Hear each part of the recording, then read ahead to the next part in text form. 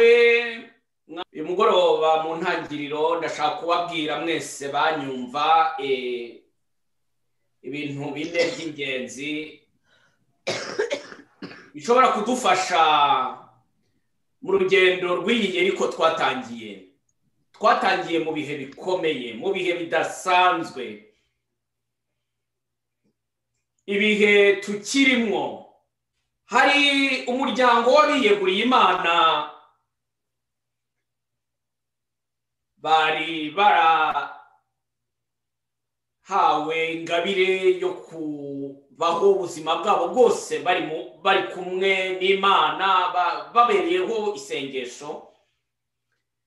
Ariko kubera ko Sekibi irakarira cyane umuhamagaro w'umuntu, iza kuza itangira kugenda ibakayura, ibakamuramo ya nyota y'isengesho. Bagera mu isengesho, aho kugira ngo batwarwe, aho kugira ngo bagire za revelation, za intuition divine, ahubwo yari yarabaye communauté ikora ibikorwa bindi byinshi cyane. Bakaba barimo baratekereza iby'amatungo boroye, barimo baratekereza iby'imishinga bafite yo kubaka. Mbese communauté iragenda ihinduka iy'imishinga. Icyari Imana n'inyota yayo bisigara gusa ari imihanga abantu bakora ikarangira, ku buryo ibintu byose babinyuragamo bakanyarutse. Bajya mu isengesho bati tunyarutse birangire vuba. Batangira kumva ijambo ry'Imana bati ntutinde kugira ngo tubone uko tujya gufasha abantu badutegereje. Hari ONG twatangiye, baduhamagaye, dufite rendez-vous muri ministeri, mbese buri wese yari afite ibyo agomba kujyamo. Baza rero kubaha Omoniye, umupadiri wari ubashinzwe, araza arababwira. Akihagera arareba ukuntu iyo communauté imeze, arareba asanga abantu, buriya umuntu ashobora gusigarana izina ariko umuhamagaro w'iryo zina rye waragiye. Ushobora kuba umuntu ariko nta bumuntu. Ushobora kwitwa umukirisitu ariko nta Yezu Kristu umuntu yagusangana. Ushobora gukora isengesho rya Yeriko ariko utarigeze uva aho uri, nta cyahindutse. Nuko rero akihagera baramubwira bati rero, babwira uwari mameya bati genda ubwire padiri, uriya mupadiri turamuzi ararondogora, akunda kurondogora, buriya azajya dutinza muri chapelle ajye kuduha inyigisho kandi nta mwanya wabyo dufite.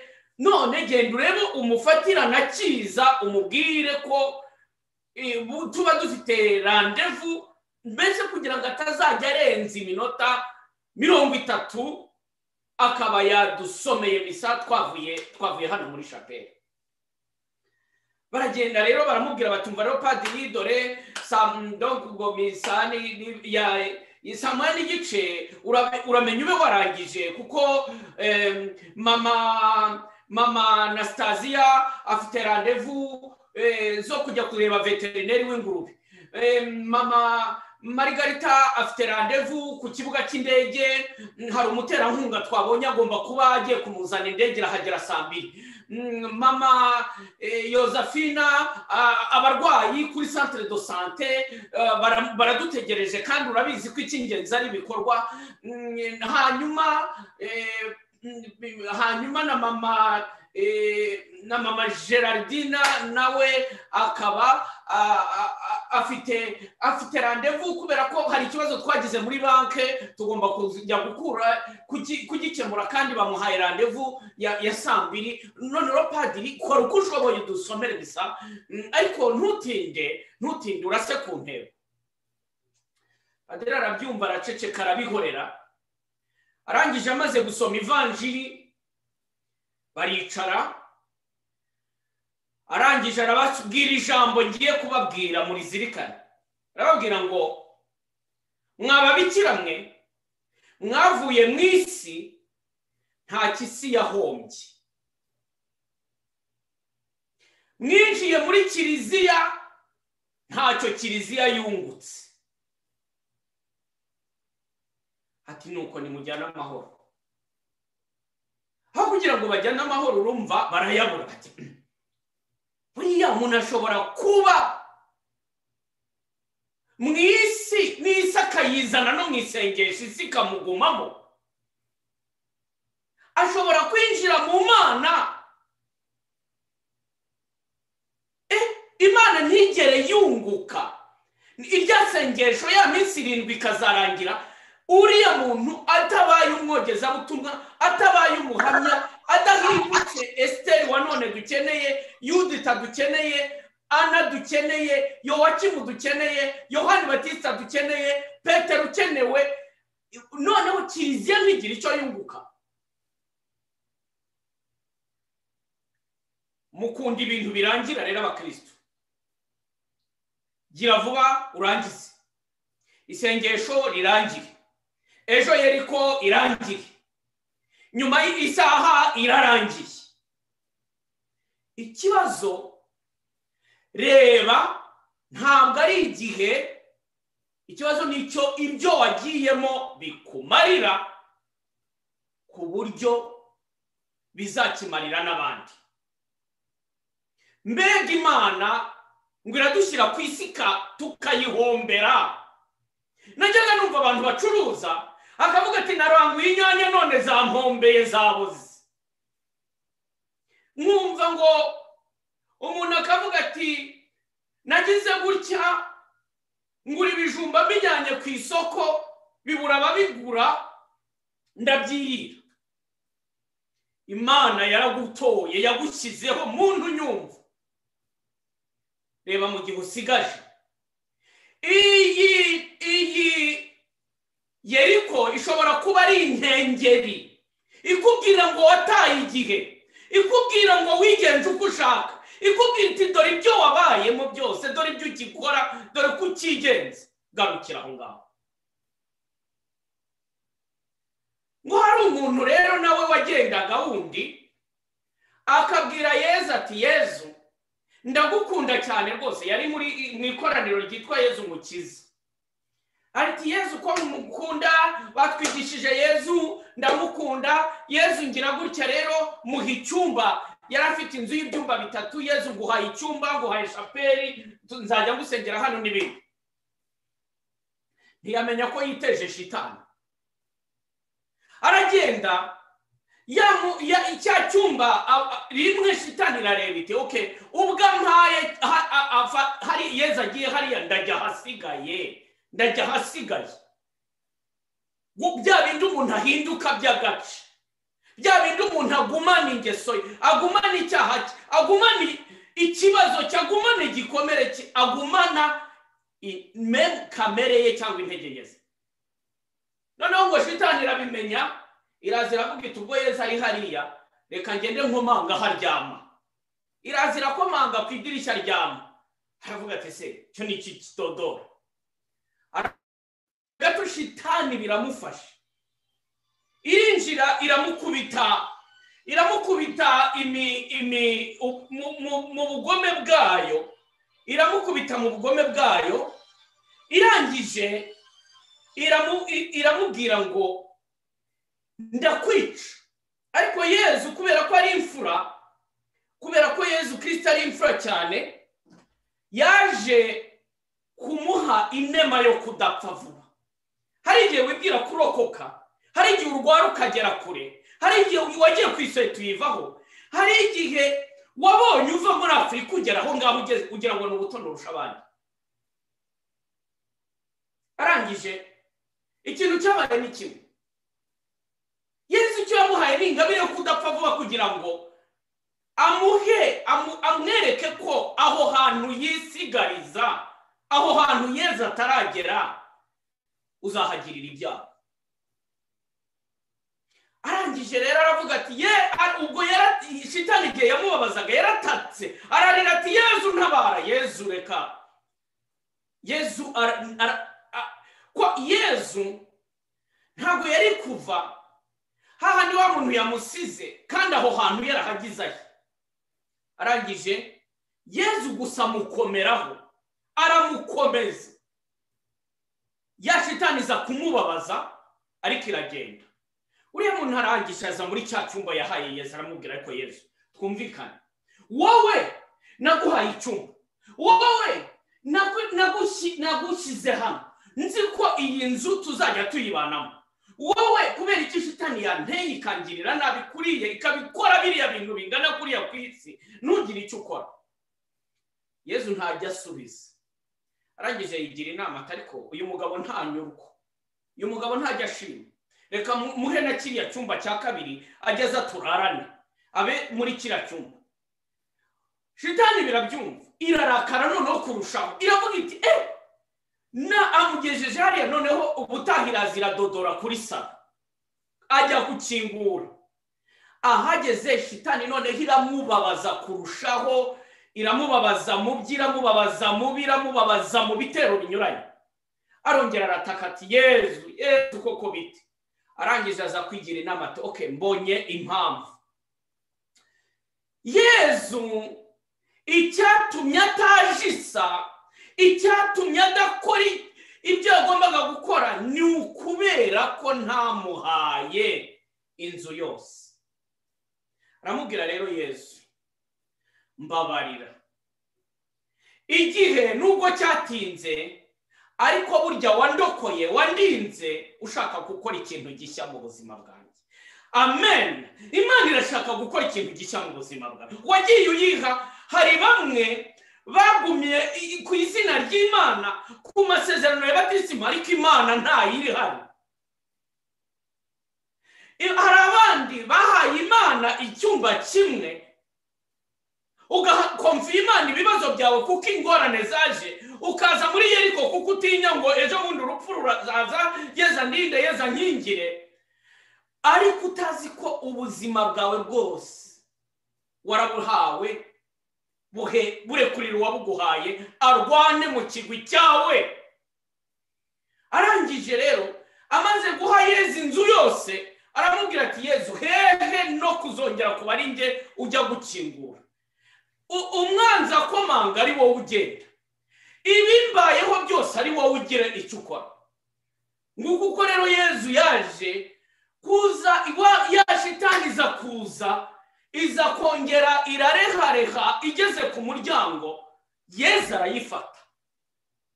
Yesu arayifata kuko iyo nzu yari iye, kuko uwo muntu yari uwe. Uyu mugoroba Yesu agiye gukubita igufatira ubuzima, igufatira abawe, ifatira ibyawe, ikwambura, ikwangaza, ariko Nyagasani arakubwira ngo shyira byose mu biganza byawe. Ako kanya rero habaye iki? Shitani irayifata, Yesu ayishyira munsi y'umusaraba. Shitani irataka ivuza induru, sinzi namwe arigeze mbona ya shusho, aho mujya mubona ya shusho, ndetse na Bikira Mariya baraje, umwe yahakandagira ku mutwe undi ku murizo, ntabwo nzi nibigira amarizo n'amahembe, icyo nzi nuko ari ikintu kibi cyane, ni ikintu kibi cyane. Nuko shitani irataka noneho wa mukirisitu aratangira ati singizwa Nyagasani, haleluya, uri Imana, uri igihangange, uri nyir'ububasha, ukora iteka, ntunanirwa, ntusaza, ikuzo ni iryawe ibihe byose, imyaka yose. Ntabwo we yaragifite, yarafite assurance, yarafite conviction, yarafite intuition, yarari muri dans la joie. Nubwo ibigeragezo byari bihari ariko ububasha n'ubuhangange bw'Imana bwari muri aho ngaho, kubera ko yari yihaye Imana. Maze rero bavandimwe nkunda, dore ibintu by'ingenzi mbasabye uyu munsi mwemeye guhara shitani n'ibyayo byose ibyo yabahendesheje ubwenge byose ukaba wiyemeje gusenya ibikorwa byose by'umwijima ukava mu kibi cyose kugira ngo ububasha bw'Imana bwigaragaze.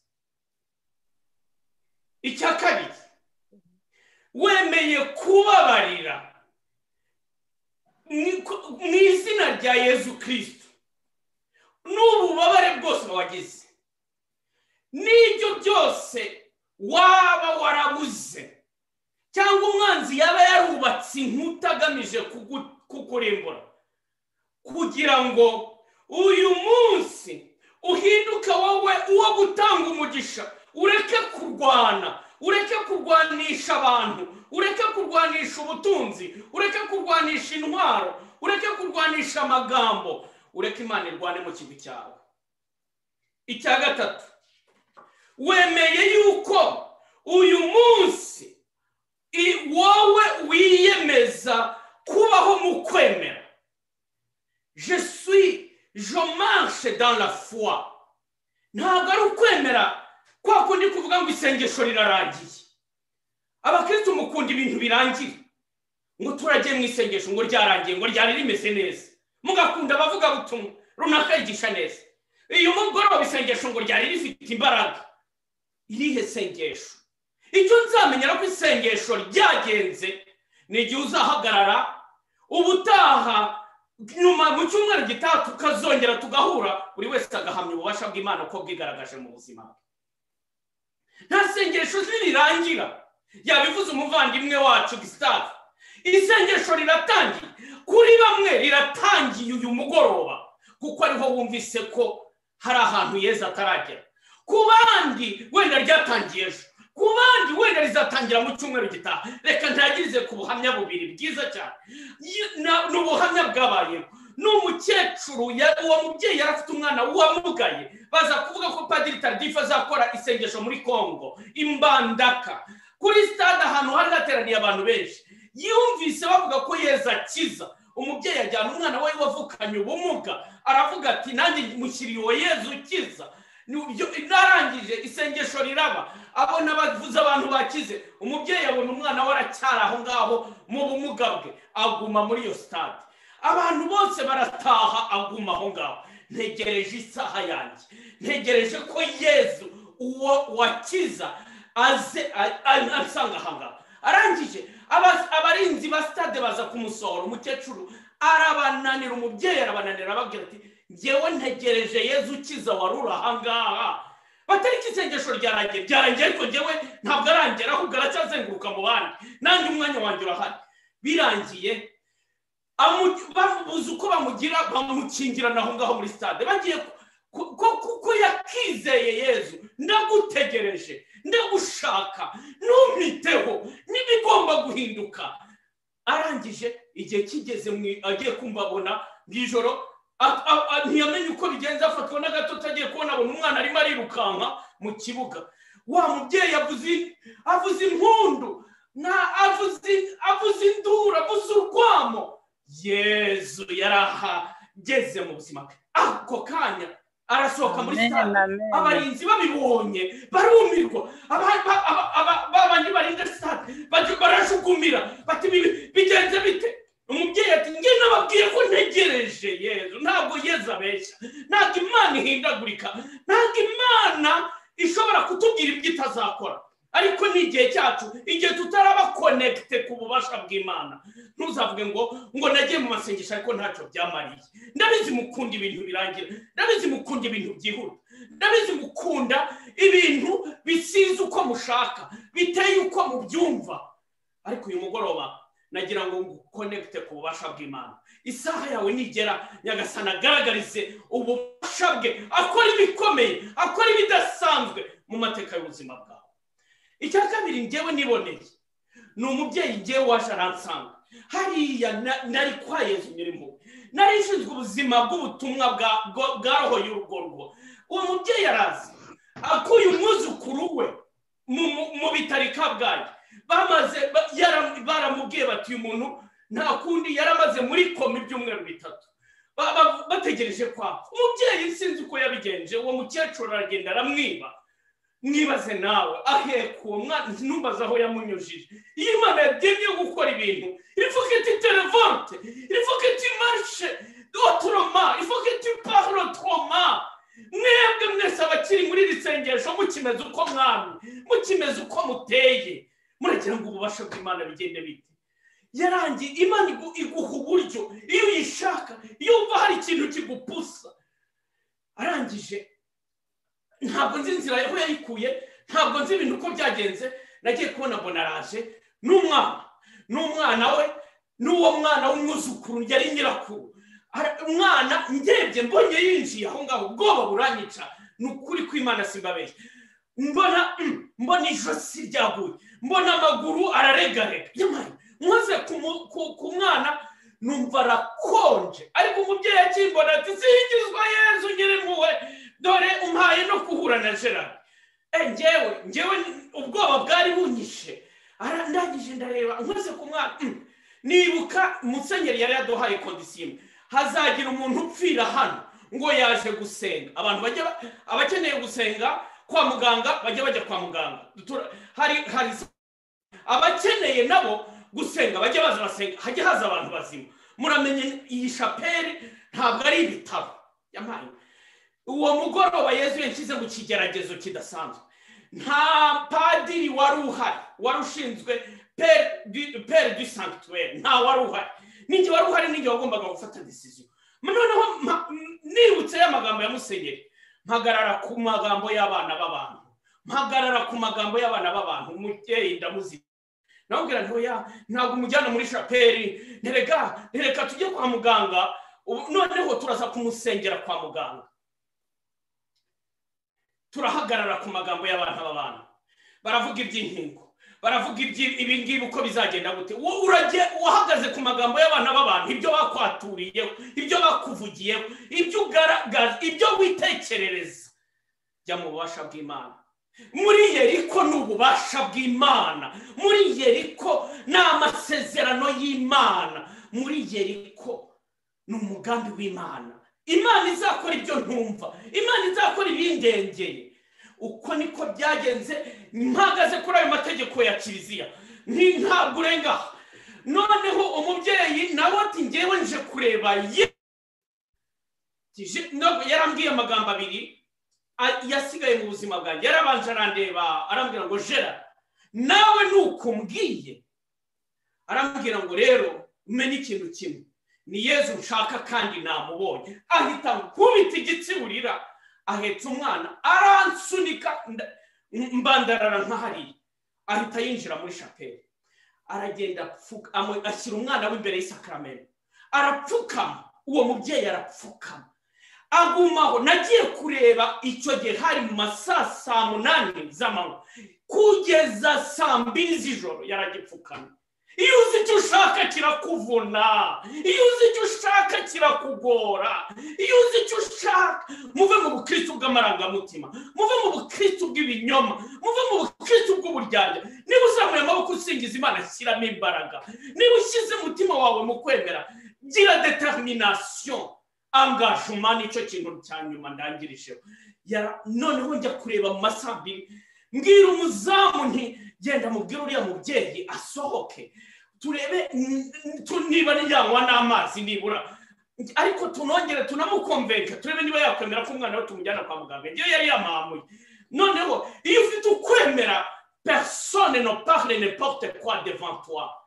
Bavandimwe, la foi ni conviction. Ukwemera si ukuvuga gusa ngo ndemera, no gushyira ubuzima bwawe mu wo wemera, ukamwirunduriramo. Uko kwemera Nyagasani arakubahaye. Ni ukuri kw'Imana. Ntabwo Imana yatubeye, ntabwo Imana yatuma tubaho ibintu by'amarangamutima. Ukwemera ko amarangamutima abakristo twakubayeho birahagije. Ibyo twabayemo tugapfusha ubusa igihe Imana yaduhaye, tukajya mu byaha, tukandavura, Nyagasani arabikubabarira. Ariko uyu munsi Roho Mutagatifu abamanuriyemo imbaraga z'ububasha bw'Imana, imbaraga z'ubushobozi bw'Imana. Igihe bakubwira ngo zenguruka Yeriko yawe, genda dans la foi, genda dans l'assurance, genda dans la conviction. Je suis décidé, je suis convaincu. Oui, ça y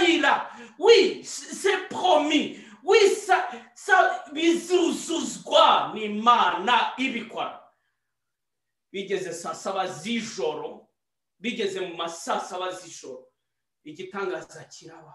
Wa mubyeyi utigeze avirira Yesu, umwana warahaguruka arahamagara, wa mwana w'umwuzukuru arahaguruka arahamagara. Mu gitondo saa 12 n'igice ngiye mu misa, ngiye kubona mbona wa mubyeyi yari arimo atamba cyane mu kiliziya rwose, Yeriko yari yabaye, inkuta ze zari zahirimye. None harangije ako kanya njye ndeba ari kuri yasi wa muntu, ngiye kubona misa irangiye, igihe nsohotse aza nyiruka inyuma ati Gerard ngiri sezerano, uyu wa mwana wa mwuzukuru wanjye yakize nubwo wanyirukanaga. Amen. Hallelujah. Nawe nubwo wanyirukanaga ndakubabariye. Amen. Umva mujye mureba Yesu, ntimukarebe Gerard, burya nawe hari bimurengeye, hari ibyo atazi, hari ibyo adashoboye. Naraje aranyirukana, Imana imuhaye kugufasha yagufasha, atari kwa n'igihe yagusitaza. Atura mwese mumenye ko ari Yesu bahamagaye. Naho ndangirije, nimwitaba Imana, mwakabyara mwe mwakwemeye umugoroba mugapfa. Mwapfiriye muri Nyagasani, mukazukira mu bugingo, uyu buzima bw'Imana bugiye kuba guhagarara mu kwemera. Nimwakire Roho Mutagatifu, imbaraga zivuye mu ijuru. Imana igukorere n'ikidasanzwe, kuko ari ushobora byose. Au nom du Père qui nous a créés, du Fils qui nous a sauvés, du Saint-Esprit qui nous sanctifie.